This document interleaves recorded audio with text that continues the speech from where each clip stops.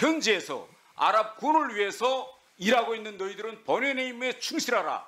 아니 군 통수권자가 이 정도 발언할 수 있는 거 아닙니까? 그렇기 그렇습니다. 때문에 이걸 당연히 전 자격을 저는 정지시키는 정도가 아니라 해촉해야 된다고 생각합니다. 대통령과 국정이 다른데 어떻게 그 자리에 계속 앉아서 민주평통 부의장이라는 그 직무를 악용합니까?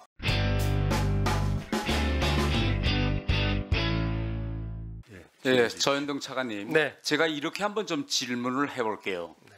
북한과 외교 관계를 가지고 있는 유럽의 어느 한 나라 정상이 우리나라를 방문하면서 주한 유엔군 사령부에 파견되어 나와 있는 자국 장교들 앞에서 한국이 북한을 주적으로 삼고 있으니 한국 국민들의 생명 안전을 위해서 유엔군 사령부 안에서 자기 사명을 충실히 이행해라 이렇게 이야기했다면 이게 외교적 결례인가요, 아닌가요? 그건 충분히 얘기할 수 있다고 생각합니다. 예, 당연히 얘기하지. 왜? 아니 우리가 북한을 주적으로 생각하고 있고 북한의 핵 위협이 우리를 위협하고 있기 때문에 네. 우리나라에 온 유럽 정상이 북한과 외교 관계를 가지고 있다고 하더라도 유엔군 사령부에 나와 있는 자기 파국 나와 있는 장교들 앞에서 이런 발언은 할 수 있죠. 네, 그럴 수 있다고 생각합니다. 가령 영국 총리가 영국은 북한과 외교 관계가 있습니다. 그럼에도 불구하고 영국은 한미연합훈련에 연락 장교들이 참가하고 있어요. 지금도. 네. 예. 그러면 이것이 결국은 유엔군 사령부 내에서 집단적인 방위 개념으로 같이 활동하고 있는 거죠. 어떻게 생각하십니까? 집단적인 방위라고는 말씀드릴 수 없겠습니다만, 예. 우리의 우방국인 건 분명합니다. 예. 그러면 자, 우리가 상식적으로 아랍에미레이트에서 그 나라 국민들이 자기 나라에 대한 가장 큰 적, 가장 큰 위협은 어디서 온다고 보고 있는가요? 아랍에미레이트에서. 답변하기 힘든. 예, 제가 뭐 특정 국가를 거명하기는 좀 어렵다는 점을 이해해 주시면 좋겠습니다. 자, 이게 지난해 12월 29일 파이낸셜 타임스 보도 자료입니다. 이 보도 자료에 의하면 뭐라고 되어 있느냐? 지금 아랍에미레이트에서 이란의 위협에 대처해서 이스라엘로부터 지금 최첨단 바라크 미사일을 들여왔다는 내용이에요. 그 다음에 또 이 내용에 의하면 트럼프 행정부 기간에 아랍에미레이트가 이란의 위협에 대처해서 단 한 건의 계약 액수가 얼마였느냐? 230억 US 달러였습니다. 이거예요. 자, 그리고 이게 지난해 12월 29일 백악관 바이든 대통령 보도자료입니다. 이 보도자료에 뭐라고 되어 있느냐? 미국이 이란의 위협을 포함한 이스라엘과 중동 지역에 직면하고 있는 많은 도전들에 대해서 공동으로 대처하고 있다. 이게 백악관의 보도자료입니다. 그러면 지금 현재 우리가 중동 지역에서 아랍에미레이트와 같은 이런 나라들과 지금 대한민국까지 포함해서 많은 나라들이 군사 협력을 하고 있죠? 네, 그렇게 알고 있습니다. 그럼 아랍에미레이트의 군의 사명은 무엇입니까? 아랍에미레이트 군의 사명은 아랍에미레이트 국민의 생명과 안전을 지키는 거라고 생각합니다. 외부로부터의 가해질 수 있는 위협에 네, 물론, 대응하기. 예. 그러면 우리 군은 거기 가서 지금 아크 부대가 아랍에미레이트 군의 능력을 더욱 향상시키기 위해서 도와주고 있죠? 그렇습니다. 예, 저는 이렇게 생각합니다. 우리 대통령이 거기 가서 이란이 한국의 뭐 적이다 이렇게 발언했다면 저는 대단히 부적절한 발언입니다. 네. 그러나 그것도 아랍에미레이트 국민이 아니라 그 현지에서 그 나라 군을 도와주기에 가 있는 우리 아크 부대 장병들 앞에서 대단히 상식적으로 이 나라가 이란을 적으로 최대 위협으로 간주하고 있으니 현지에서 아랍 군을 위해서 일하고 있는 너희들은 본연의 임무에 충실하라. 아니 군 통수권자가 이 정도 발언할 수 있는 거 아닙니까? 그게 그래서 제가 장병들을 격려하는 차원의 말씀이었다는 취지가 그렇게 일맥상통한다고 생각합니다. 아니 대통령이 한국과 이란 관계를 언급한 것이 아니라 아랍에미리트와 이란 관계를 언급하면서 격려 차원에서 한 말인데 이게 왜 외교 참사로 되는 겁니까? 이게 다른 나라 언론들도 다 이렇게 보도하고 있는데 지금.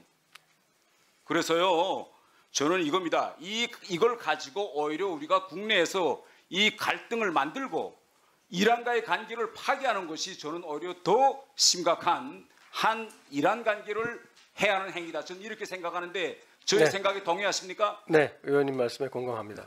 다음은요, 제가 저 석동현 사무처장님께 질의하겠습니다. 제가 한번 이렇게 가정해 볼게요. 문재인 대통령 시절에 미주 지역 민주평통 부의장이 문재인 대통령의 가장 큰 국정인 판문점 선언과 종전 선언 추진을 반대하는 그런 세미나를 민주평통 부의장 자격으로 했다 하면 이게 결국은 그때 당시에서 민주평통에서 어떤 대응을 했을까요? 대통령의 자문위원으로서는 예. 이 자문의 의사가 매우 중요하다고 봅니다.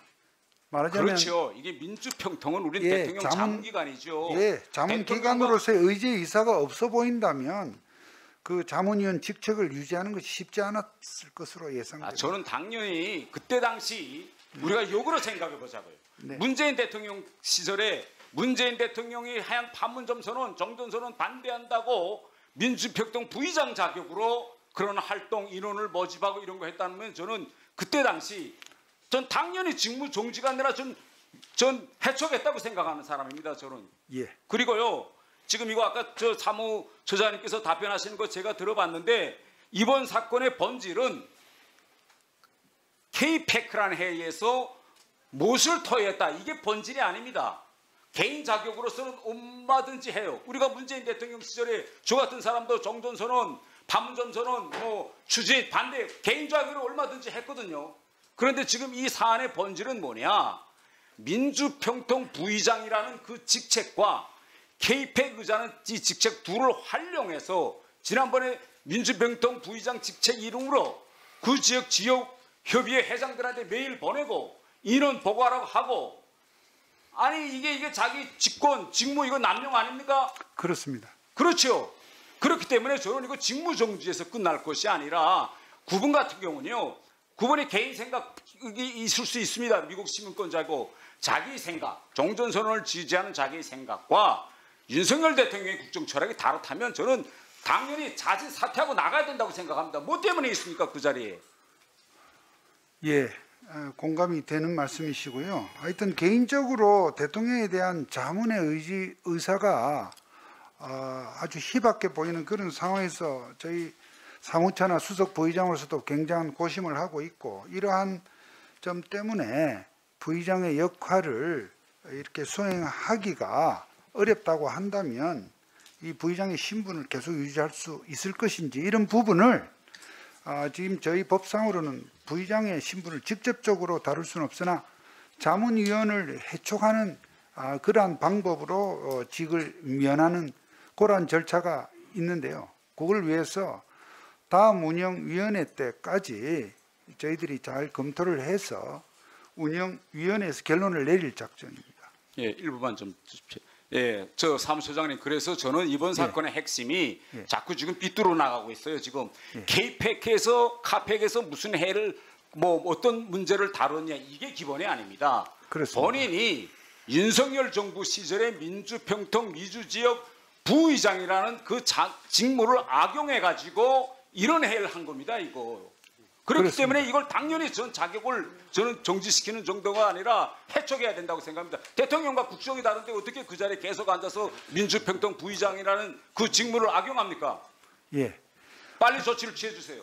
예, 유념해서 다음 운영회의 때 결론을 내리도록 그렇게 예, 하겠습니다. 수고 많으셨습니다.